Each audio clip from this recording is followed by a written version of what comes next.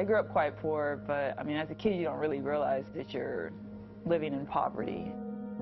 My mom was trying to do by any means necessary to make sure that we had what we needed.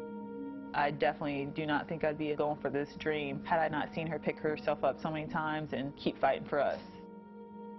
I think that's why I keep fighting.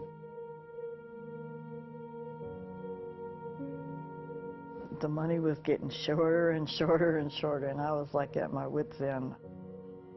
I think the worst thing for us was losing the house. Eviction, you know. I gave them each a blanket, and I said, we're leaving. And they said, when? I said, tomorrow. We were homeless, and then I lived in a church basement. We saw my mom pulling the huge load of being the supporter for all these kids. Of course, you always got to make sure your children know you love them. We just did the best we could, really. She wasn't able to go to a lot of my track meets because she was just nonstop working for us to survive. I've said this so many times before, but yeah, it's so true. She loves to run. I always wanted to use track as a way to get out of poverty. In 2004, you know, my goals were to make an Olympic team. I wasn't even in the final.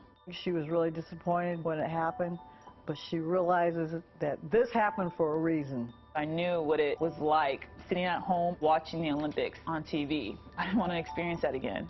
So I worked incredibly hard, and 4 years later just blew the field away. Not only did I make the final, I made the team, and I was the fastest in the world. We were watching the tryouts for the Olympics, and she won. Out of all the people, there's my baby. I went from kind of being a no one in everybody's eyes to, boom, now the spotlight's on Lolo to win the Olympics. Things were lining up to where I would be the Olympic champion. You're carrying a lot of people's hopes and dreams back home. And in the race, I remember I didn't get out so well. Then another gear kicked in, and I just shifted from second or third to first place. There was a point in the race I knew I was winning, and I knew I was going fast.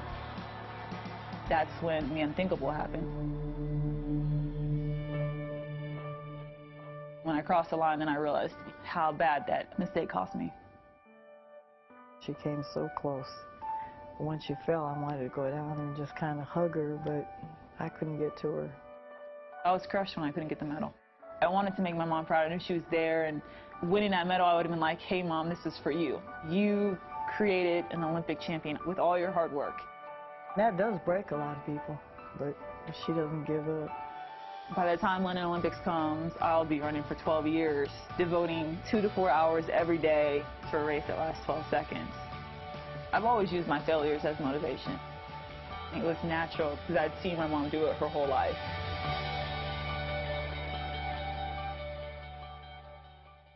P&G, proud sponsor of moms.